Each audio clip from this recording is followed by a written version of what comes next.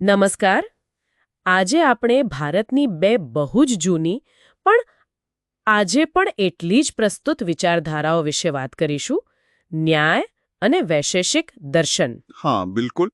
આપણી પાસે જે સ્ત્રોત છે એ આ દર્શનોનું ઊંડાણપૂર્વક વિશ્લેષણ કરે છે, તો આપણો પ્રયાસ એ સમજવાનો છે કે સત્ય સુધી પહોંચવા અને વાસ્તવિકતાને સમજવા માટે એમણે કેવું માળખું બનાવ્યું. બરાબર.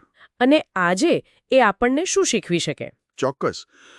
શરૂઆતમાં જ મને લાગે છે કે આ બંને વચ્ચેનો જે મુખ્ય તફાવત છે ને, એ સ્પષ્ટ કરવો જરૂરી છે. હા, કહો ને. જુઓ, ન્યાય દર્શન એ મુખ્યત્વે પ્રમાણશાસ્ત્ર છે. એટલે કે જ્ઞાન કેવી રીતે મેળવવું, એની પદ્ધતિ શું, એનો તર્ક શું, મતલબ જેને આપણે એપિસ્ટિમોલોજી કહીએ. અચ્છા, એપિસ્ટેમોલોજી. હા. જ્યારે વૈશેષિક દર્શન એ તત્વમીમાંસા પર ભાર મૂકે છે.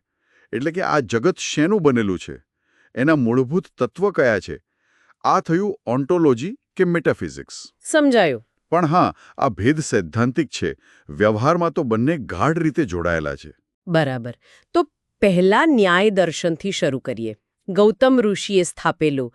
એને આન્વિક શીકી પણ કહે છે ને? હા, આન્વિક શીકી, જેનો અર્થ જ થાય તાર્કિક પૂછપરછ. એનો મુખ્ય હેતુ એ જ ને કે કોઈ પણ નિર્ણય પર પહોંચતા પહેલા યોગ્ય તર્ક વાપરીએ, પુરાવા તપાસીએ. એકદમ સાચું. વિચારોની ગૂંચવણમાંથી સ્પષ્ટતા તરફ જવાનો રસ્તો.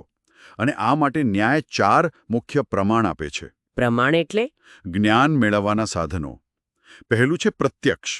એટલે કે સીધો અનુભવ, ઇન્દ્રિયો દ્વારા. હા, બરાબર. ઇન્દ્રિયોથી. જેમ કે આગ ગરમ છે એ અનુભવવું. બીજું છે અનુમાન. અનુમાન એટલે? તર્ક લગાવવો. જેમ કે ધુમાડો જોઈએ એટલે આગ હશે. હા, પણ એ માત્ર અટકણ નથી. એ પદ્ધતિસરનું તાર્કિક અનુમાન છે. કારણ પરથી કાર્યનું કે કાર્ય પરથી કારણનું. અચ્છા. અને બાકીના 2? ત્રીજું છે ઉપમાન, એટલે કે સરખામણી દ્વારા જ્ઞાન મેળવવું. દાખલો આપશો? જેમ કે કોઈએ કહ્યું હોય કે જંગલી ગાય ઘરની ગાય જેવી જ દેખાય, પણ થોડી જુદી. અને એ માહિતીના આધારે તમે જંગલમાં એ પ્રાણીને જુઓ અને ઓળખી કાઢો. એ ઉપમાન થયું. ઓકે. અને ચોથું અને કદાચ સૌથી વધુ ચર્ચાસ્પદ એ છે શબ્દ. એટલે કે આપ્તવાક્ય.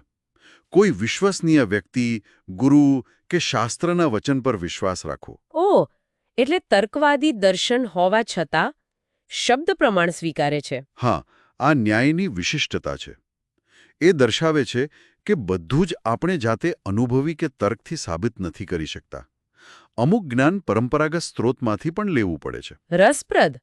તો ન્યાય આપણને કેવી રીતે જાણવું એ શીખવે છે, પણ આ પદ્ધતિથી શું જાણવું, મતલબ વાસ્તવિકતા શું છે, એના માટે વૈશેષિક. બરાબર પકડ્યું. હવે આવે છે કણાદ ઋષિનું વૈશેષિક દર્શન. એ જગત શેનું બનેલું છે એ સમજાવવાનો પ્રયાસ કરે છે. વૈશેષિક નામ જ વિશેષ પરથી આવ્યું છે. વિશેષ એટલે કે યુનિકનેસ. હા, દરેક પદાર્થની પોતાની અનન્ય ઓળખ. એમણે વાસ્તવિકતાને સમજવા 7 પદાર્થ એટલે કે કેટેગરીઝમાં વહેંચી દીધી. 7. એ કઈ? મુખ્ય કઈ? મુખ્ય છે દ્રવ્ય એટલે કે સબસ્ટન્સ, જે ગુણ અને કર્મનો આધાર છે.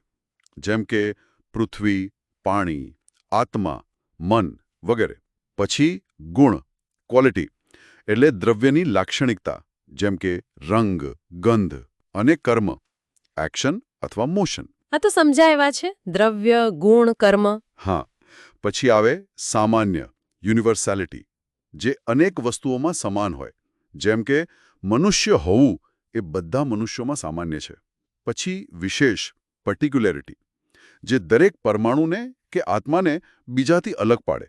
અને સમવાય, ઇન્હેરન્સ, એટલે કે અતૂટ સંબંધ. સમવાય એટલે? જેમ કે દોરા અને કાપડનો સંબંધ, કે ફૂલ અને એની સુગંધનો સંબંધ. એ અલગ ન થઈ શકે. ઓકે. અને છેલ્લું, 7મું? એ કદાચ સૌથી રસપ્રદ છે. અભાવ, એટલે કે નોન એક્ઝિસ્ટન્સ. અભાવ? કોઈ વસ્તુનું ન હોવું એ પણ એક પદાર્થ, એક વાસ્તવિકતા. આ તો ખરેખર ગહન કહેવાય. હા, વૈશેષિક માને છે કે અહીં ઘડો નથી, એ હકીકત પણ જગતની સમજનો એક ભાગ છે. એ પણ એક યથાર્થ છે. વાહ. અને હા, કણાદ ઋષિએ તો સદીઓ પહેલા પરમાણુનો સિદ્ધાંત આપ્યો હતો, કે જગત અત્યંત સૂક્ષ્મ અવિભાજ્ય કણોનું બનેલું છે. અચ્છા, ખરેખર આધુનિક વિજ્ઞાન જેવું જ ને? લગભગ. દિશા એ જ હતી, પદાર્થના મૂળભૂત એકમની શોધ. આ ખરેખર આશ્ચર્યજનક છે. તો સ્પષ્ટ છે કે ન્યાય અને વૈશેષિક એકબીજાના પૂરક છે. એક પદ્ધતિ આપે, બીજું પદાર્થ. પણ બીજા દર્શનો આની સાથે સહમત હતા? ના, બધા નહીં. જેમ કે અદ્વૈત વેદાંત, એમના મતે તો અંતિમ સત્ય એક જ છે, બ્રહ્મ. એટલે વૈશેષિક જે આટલા બધા પદાર્થો ગણાવે છે ને, દ્રવ્ય, ગુણ, કર્મ, એ બધું માયા છે, ભ્રમ છે. અચ્છા. અને સાંખ્ય દર્શન, જે પુરુષ પ્રકૃતિના દ્વૈતવાદ પર છે, એ પરમાણુવાદને પૂરો સ્વીકારતું નથી. એટલે ટીકાઓ તો હતી જ. પણ ન્યાય વૈશેષિક ટકી રહ્યું? હા, કારણ કે એ વ્યવહારિક જગતને તર્કથી સમજાવવા પર ભાર મૂકતું રહ્યું. અને સમય સાથે એમાં કોઈ ફેરફાર, કોઈ વિકાસ થયો? ચોક્કસ.